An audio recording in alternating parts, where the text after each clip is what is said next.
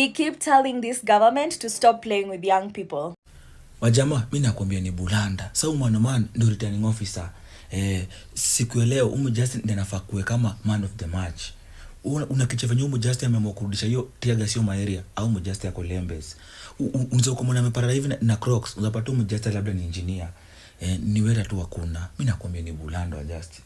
Wakenya ni kama wamechoka wa Justin. Mimi ni bulanda. Mike Mbuvi Sonko once said this. 2017 wakati kulikuwa na maandamano ya ODM, mimi na Kibicho na Deep State wale wengine na system tuliwenda kuprint t-shirts za ODM, tukanunua magari second hand, tukazichoma huko Ngong Road, ionekane ni ODM, kumbe ni Deep State na system. And therefore, you can be rest assured that the cars that were burned today in town and everything that was destroyed today in town was done by government goons in the attempt to discredit the Genz maandamano, in the attempt to make the maandamano violent so that they can deploy force, they can deploy live bullets and injuries. And remember, yesterday, Gaucho said this.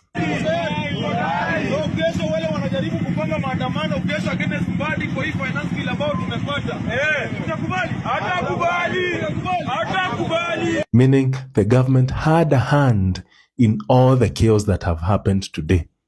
It is the oldest trick in the book of managing maandamanos by government. So we know.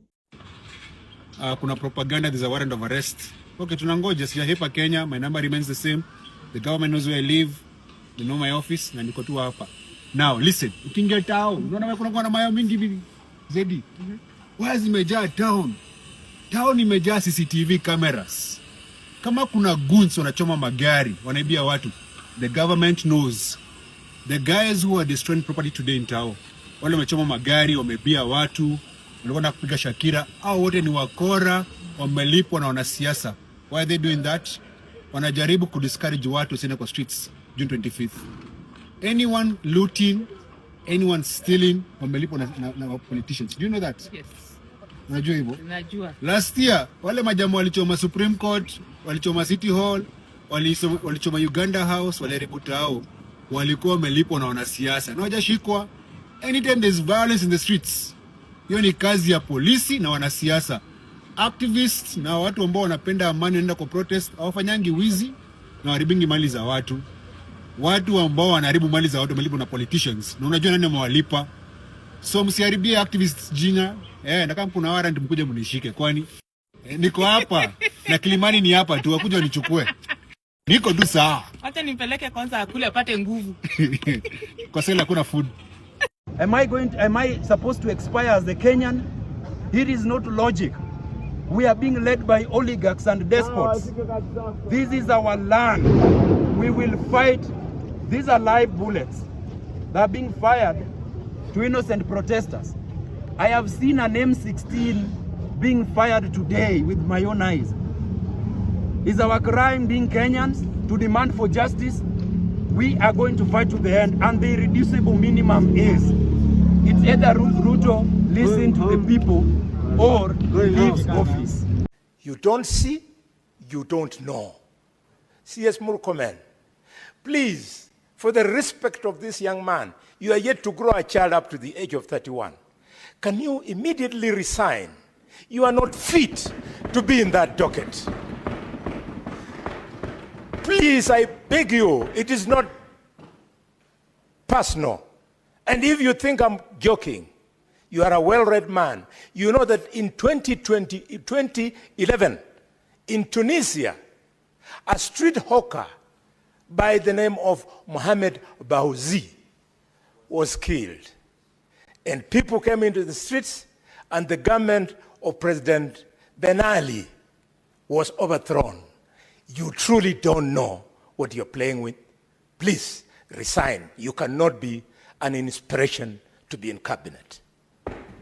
Me, I'm starting to believe the real IG will be Langat. Langat is going to be an IG of police after this case. After listening to all the interviews by all the parties that were involved, I am very confused. I am very surprised. I am very shocked to know that the DIG is actually being protected by all fronts. I did suspend some officers because I did not want them to interfere with the investigation because they are the first key suspects. The House can direct who should be charged and who not be charged. We cannot sanctify a process, a very heinous act that was done by criminals, somehow maybe through even a mob justice. DIG Langat has no command over IPOA. His command is limited to Kenya Police Service. I'm urging this August House that the general mood in the country should not be used to victimize DIG Lagat. Alam is the officer commanding Central Police Station. And from the totality of things, he should be treated as a prime suspect.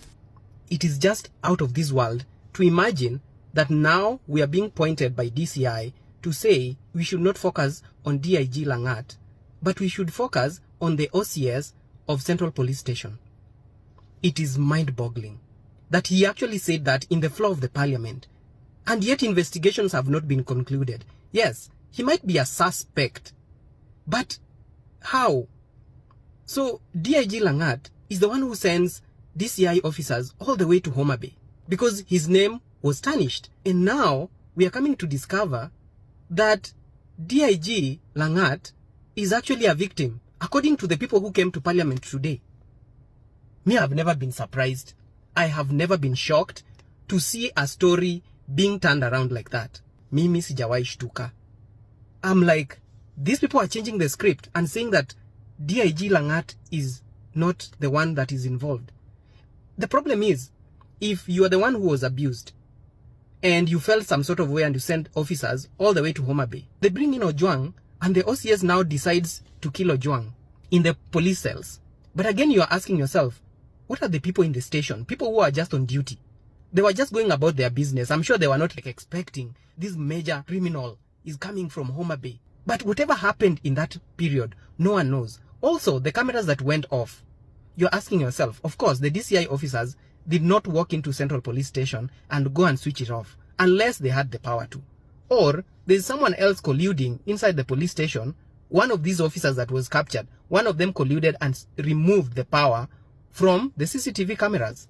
But what I'm still not understanding is how DIG Langat is being protected by everyone. From the CS to the Inspector General to the boss of the DCI. All of them are protecting him. All of them. Hey, my friend, hii Kenya ina mambo. I can't believe it. And you want to tell me all these millions of people who are clearly seeing where the problem is, you want to tell us that is not where the problem is. The problem is on this other side. Miss Jayona, like Kai. They can actually change everything. The narrative can be turned right in front of our eyes.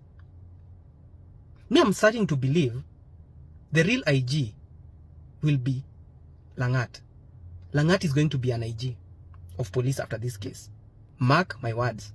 Langat is going to be the IG of police after this case. I am very surprised. I am super surprised. And they also, remember, he's been getting a lot of promotions since he was a GSU commander. When people were attacked in Githurai, the story that went south, soon after, he became the DIG. And now this case is happening. If he survives this case, he's becoming the IG, and the IG will be taken somewhere else. Hey, 2027 itakuwa moto. The road to 2027 for us people who are online, because a new system is being procured. I hope you guys saw it in the budget. A new system is being procured and it will help in getting everyone and their social media accounts before 2027. At the same time, the Inspector General of Police will be changed and you will see. And if this guy survives, here, vijana, young people, we are now the target. I am very saddened, and this is the truth. I have watched the news 4 times, not once, 4 times. And I'm telling you, whatever is happening right in front of our eyes will end taking away a lot of lives before 2027.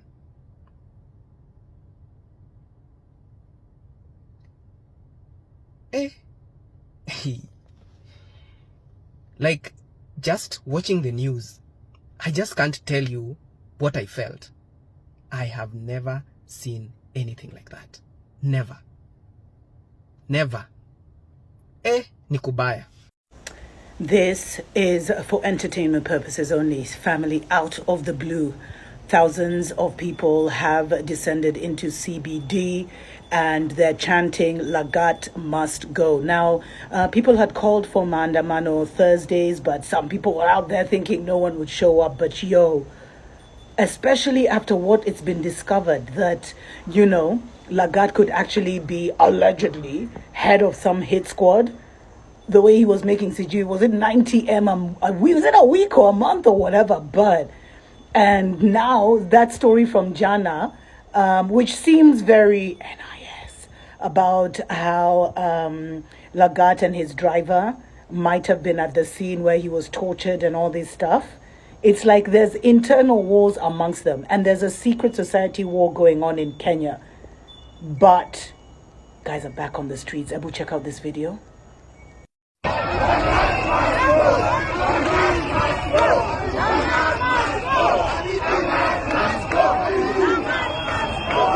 Of course, that's why I said they have a date with destiny in August 2026. Their date with destiny is coming.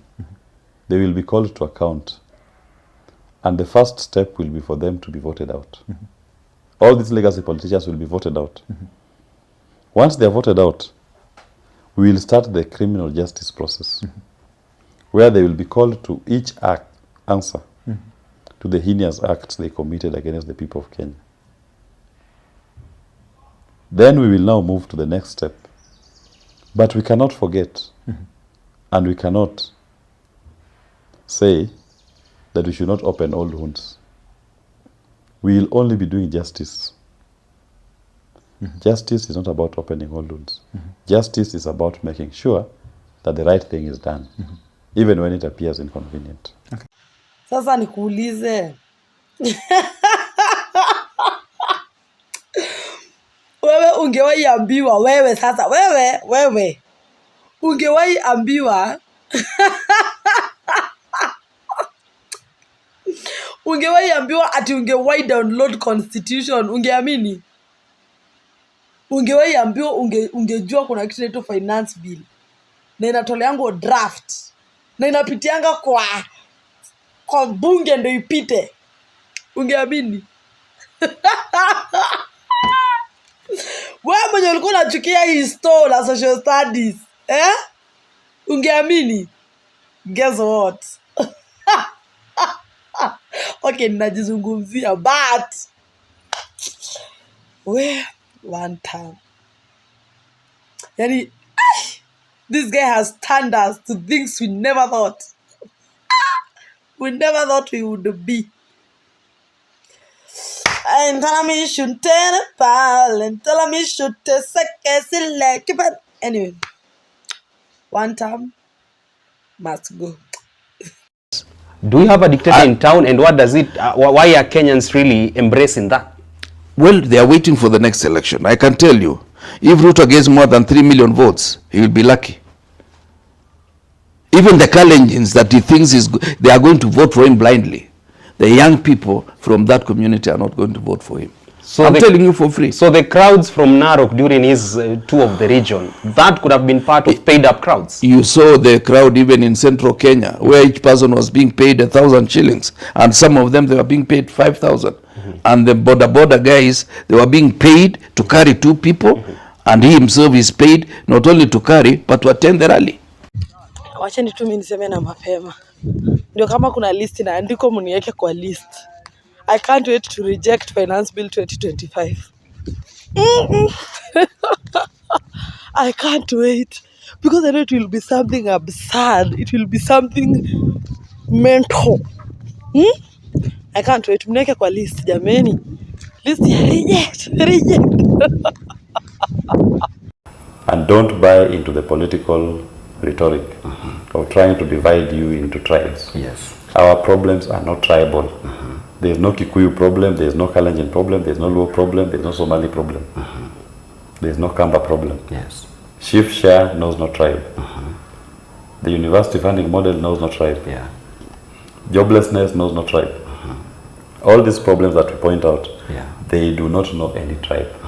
Luchivia, labda hujui ni nani utapigia kura in 2027. Yes. Lakini ile kitu muhimu zaidi ni kwamba ujue yule mwenye hautapigia kura. Yes. Are we together? You may not know who you will vote for in 2027. Yes. But it is important to know who you will not vote for in 2027. The best way for Kenyans to vote in 2027 is two ways. One, don't vote for anybody who did not deliver when it came to their manifesto. Number two, do not vote for anybody who had any previous corruption cases. For example, when it comes to Sakaja, the current Nairobi governor wants to run for a second term. Now, I will be damned if I vote for Sakaja considering just one part of the manifesto, which is roads. He said that he will fix roads and he will fix drainage and water will be distributed to different parts of Nairobi. He said this and he has not delivered. Nairobi to go 2025, we are almost at the half of the year and the roads are flooding insanely even if it rains just a little bit. So what logic would someone be using if they vote for Sakaja for the second time? What logic would somebody be using if they vote for Pasaris, who is definitely probably going to run again for Nairobi women rep, and she has not been proactive in talking about like femicide cases and protecting women, which is her job in parliament. If we just focus on those two things, not voting for anybody who had any corruption case and not voting for anybody who has messed up their manifesto, I feel like Kenyans would be really, really far. Instead of focusing on voting for somebody because of their tribe, because they paid you 200 shillings, because you are voting for them just so that they can remove somebody else and you hope that they are going to do something better, please, I think it's time that we remove ourselves from the situation. And also to the Kenyan youth, we are the majority. When you look at people who are 35 and under, we are the majority when it comes to the population. By 2027, let's say all of us will be adult status and all of us can get a voter's ID and actually vote. I am really, really, really encouraging people to register to vote when that time comes. Let's not vote for people because of any other reason except those two. Let's be logical this time, please. Like our lives depend on it. Kwani wewe utakubali upige kura mtu aibe? Wewe kama Mkenya mwenye unateseka as we speak now, utakubali uende upige kura 2027 alafu mtu achukue aongeze rais? Kwa sababu anatuambia kwamba hakuna rais ashawahi kuwa one term president. Sasa wanasema hata kama rais hatapita, watachukua kidogo kidogo kutoka kwa zile zetu waongeze rais apite.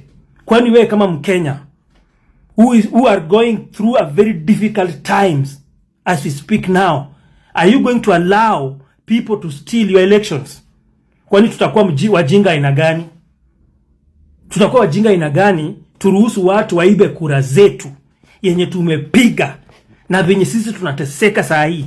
Atuwaibe waongeze yule mwingine apate aingie kama rais. Kwani sisi tutakuwa wajinga aina gani? Si wajinga walisha Kenya. Sasa itakuwa aje mtu atuibie kura zetu? Wakiiba itaungua. That is the truth of the matter. No way. That wakiiba, just like his agents have said that watajaza.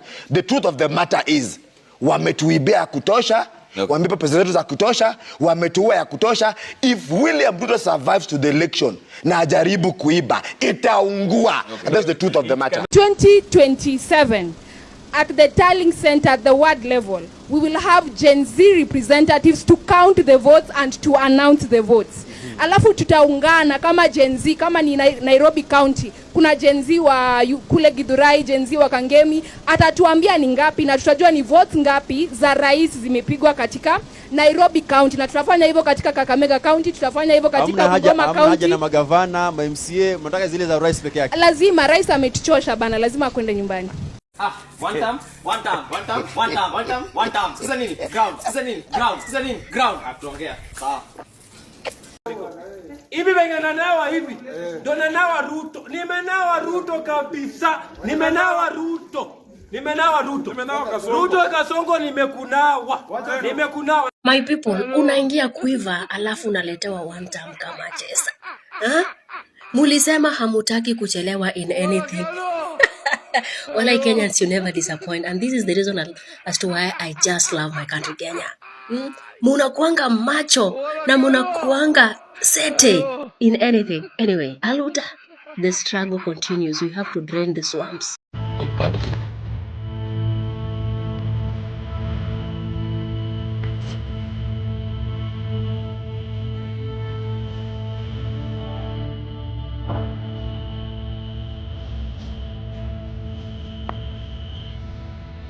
Ese yo moyo.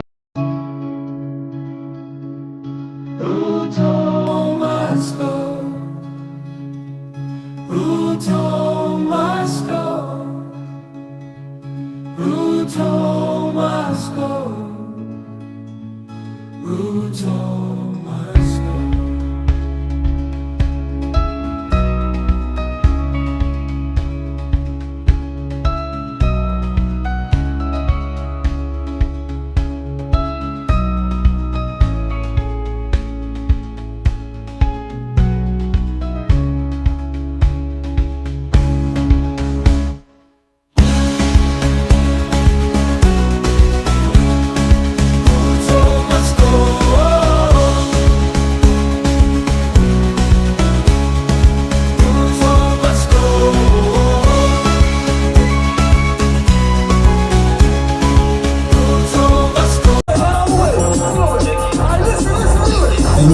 Enyewe Ruto must go. Enyewe Ruto must go. By the way, Ruto must go. Enyewe Ruto must go. Wash your fire, Ruto must go. Enyewe Ruto must go. By the way, Ruto must go.